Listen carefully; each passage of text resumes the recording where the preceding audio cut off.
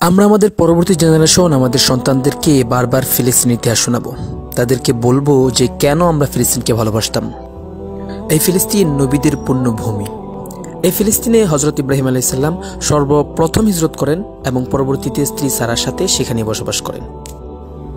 লূত আলাইহিস সালামের কওমের উপর পতিত গজব থেকে আল্লাহ তাআলা লূত আলাইহিস সালামকে এই ফিলিস্তিনেই হেফাজত করেছিলেন। নবী মুসা আলাইহিস সালাম মিশর থেকে বনী ইসরায়েলকে ফিরিয়ে নিয়ে আসেন এই পবিত্র ভূমিতে প্রবেশ করার জন্য। যদিও ইহুদিরা তাদের চিরকালীন কাপুরুষরচিত স্বভাবের কারণে প্রবেশ করতে পারেনি, মুসা আলাইহিস সালাম এই ভূমিকে পবিত্র বলেন। নবী ইসহাক আলাইহিস সালাম, ইয়াকুব আলাইহিস সালাম ও ইউসুফ আলাইহিস সালামের জন্ম এই ফিলিস্তিনে। সুলাইমান আলাইহিস সালাম ও পিঁপড়ার যে বিখ্যাত কাহিনী কুরআনে বর্ণিত আছে তা এই শহরেই ঘটেছিল। বর্তমানে সিটি অফ এসকালনে অবস্থিত অ্যান্ড ভ্যালি আছে ওয়াদি উন্নাম নামে। নবী জাকারিয়া আলাইহিস সালাম এই ফিলিস্তিনে বাস করতেন এবং তার মেহরাব ছিল এই ফিলিস্তিনেই। এই বাইতুল মাকদিসে মারিয়াম আলাইহিস সালাম বসবাস করতেন এবং অলৌকিক খাদ্য ভাণ্ডার প্রাপ্ত হতেন। এই ফিলিস্তিনেই মারিয়াম আলাইহিস সালাম কোনো পুরুষ ব্যতীত একটি শিশু গর্ভে ধারণ করার মতো আশ্চর্যজনক ঘটনার জন্ম দেন। নবী ঈসা আলাইহিস সালাম, ইয়াহইয়া আলাইহিস সালামের জন্ম এই ফিলিস্তিনে এবং বেড়ে ওঠাও এই ফিলিস্তিনেই। এই ফিলিস্তিনে ঈসা আলাইহিস সালামকে হত্যার ষড়যন্ত্র হলে আল্লাহ তাআলা ঈসা আলাইহিস সালামকে আকাশে উঠিয়ে নেন। আমাদের নবী মুহাম্মদ সাল্লাল্লাহু আলাইহি সাল্লাম মেরাজের রাতে আকাশের জগতে রওনা হওয়ার আগে আল্লাহ তাআলা এই ফিলিস্তিনের বাইতুল মাকদিসে মেহমান করেন। বাইতুল মাকদিসের দক্ষিণ কোণে বুরাক বাঁধা ছিল। ফিলিস্তিনের বাইতুল মাকদিসে আমাদের রাসূল সাল্লাল্লাহু আলাইহি সাল্লাম সকল নবী রাসূলগণের ইমামতি করেন।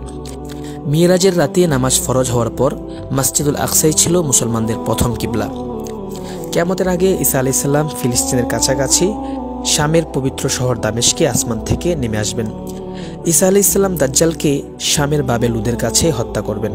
রাসূল সাল্লাল্লাহু আলাইহি সাল্লাম বলেছেন, বাইতুল মাকদিসই হলো হাশরের ময়দান। দুনিয়াতে নির্মিত দ্বিতীয় মসজিদ পবিত্র শহর ফিলিস্তিনে অবস্থিত।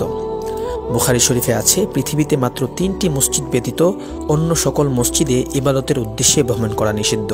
১ মসজিদুল হারাম, ২ মসজিদুল নববী, ৩ মসজিদুল আকসা। সূরা বনী ইসরাঈলে আল্লাহ তাআলা মসজিদুল আকসার পরিবেশকে বরকতময় বলেছেন। সূরা আম্বিয়ায় আল্লাহ তাআলা এই ভূখণ্ডের ব্যাপারে বলেছেন, আর আমি তাকে ও লূতকে উদ্ধার করে নিয়ে গেলাম সেই ভূখণ্ডে যেখানে আমি কল্যাণ রেখেছি বিশ্বাসীদের জন্য। সূরা কাহাফে আল্লাহ তাআলা ফিলিস্তিনকে কল্যাণপ্রাপ্ত রাজ্য বলেছেন। নবী সুলাইমান আলাইহিস সালাম এই ফিলিস্তিনে বসেই জিন ও ইনসানের উপর রাজত্ব করতেন। ফিলিস্তিনের এই সমস্ত ইতিহাসের সবচেয়ে গুরুত্বপূর্ণ হেডলাইন। এছাড়াও ফিলিস্তিনে রয়েছে আরও বিস্তারিত ইতিহাস। রয়েছে সাহাবা ইকরামদের যুগের ইতিহাস, তাবেঈদের যুগের ইতিহাস, সালাফদের যুগের ইতিহাস, রয়েছে সুলতান সালাহউদ্দিন আইয়ুবের ইতিহাস এবং এই ভূমির কল্যাণের ব্যাপারে রয়েছে হাদিসও। এই ভূমির মানুষের ব্যাপারে রয়েছেও হাদিস। এত সব কিছুর পরেও যে জিনিসটা আমাদের দিলের সাথে, আমাদের হৃদয়ের সাথে সম্পর্ক, সেটা হচ্ছে ফিলিস্তিন হচ্ছে শহীদদের ভূমি। এখানে প্রতিনিয়ত মানুষ সেই নিয়ামত লাভে ধন্য হচ্ছে যে নিয়ামত পেলে মানুষের জীবন সার্থক। এই নিয়ামতের কল্যাণে যারা সেখানে বসবাস করে তারা মুহূর্তেই পৌঁছে যায় জান্নাতের দোরগোড়ায়। এখন আপনারাই বলুন, এত সব কিছুর পরেও ফিলিস্তিন ও ফিলিস্তিনের মানুষদেরকে কি ভালো না বেশি পারা যায়?